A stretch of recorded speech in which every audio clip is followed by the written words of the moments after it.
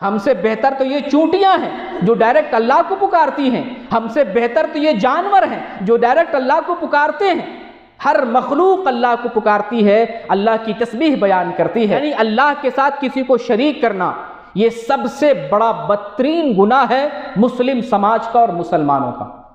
میں نے بتایا اسلام کی تعریف، مقصد حیات کیا ہے؟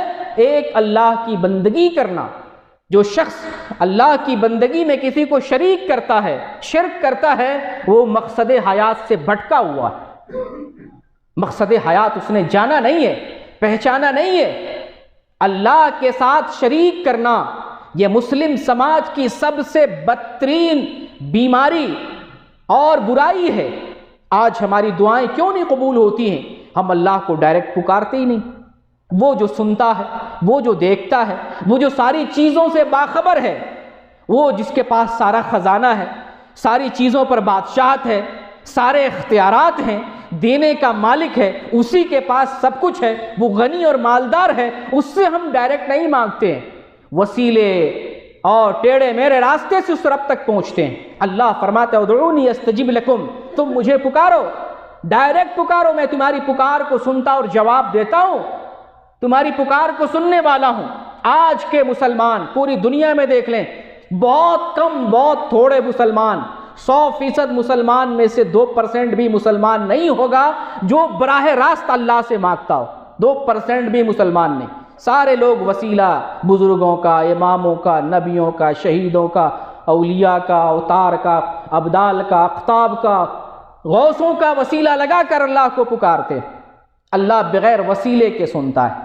کیسے سنتا ہے؟ جیسے اللہ نے اس ولی کی سنا ہے، جیسے اللہ نے انبیاء کی سنا ہے، جیسے اللہ نے شہیدوں کی سنا ہے، جیسے اللہ تعالیٰ نے صالحین اور بزرگوں کی بات اور دعائیں سنی ہیں، ویسے ہی اللہ رب العالمین ہماری دعا کو، ہماری پکار کو سنتا ہے۔ ہم سے بہتر تو یہ چونٹیاں ہیں جو ڈائریکٹ اللہ کو پکارتی ہیں، ہم سے بہتر تو یہ جانور ہیں جو ڈائریکٹ اللہ کو پکارتے ہیں۔ ہر مخلوق اللہ کو پکارتی ہے، اللہ کی تسبیح بیان کرتی ہے۔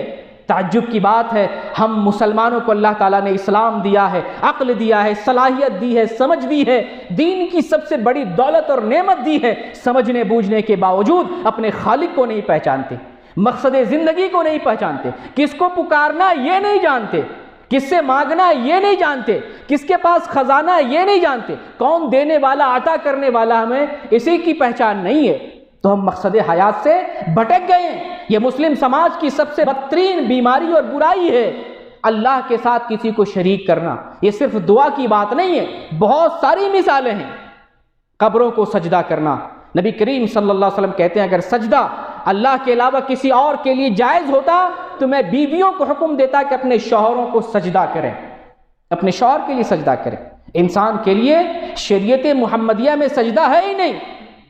یہ آدم علیہ السلام کی شریعت تھی کہ اللہ نے فرشتوں سے آدم کے لیے سجدہ کروایا، یہ شریعت محمدی نہیں ہے، یہ شریعت آدم ہے۔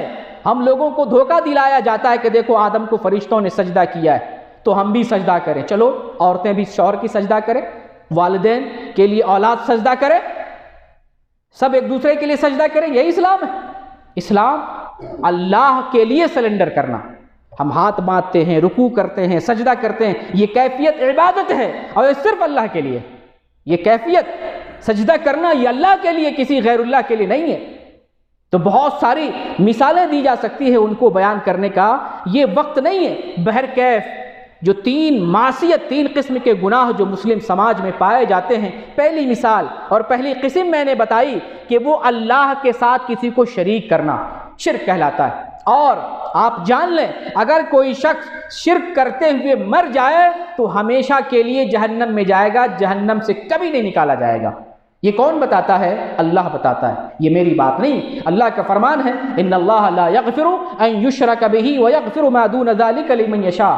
اللہ شرک کرنے والے کو معاف ہی نہیں کرے گا، شرک کے علاوہ اگر کوئی گناہ ہے تو اللہ تعالیٰ معاف کر سکتا ہے۔ لہٰذا لیکن اگر اس دنیا میں ہم نے غلطی سے، دیکھ کر، جان بوجھ کر کسی طریقے سے شرک کر لیا ہے، اگر ابھی توبہ کر لیتے اللہ معاف کر دے گا، لیکن اسی پر خاتمہ ہو جائے شرک پر تو اللہ معاف نہیں کرے گا۔ یہ بدترین بیماری اور برائی ہے مسلم سماج کی۔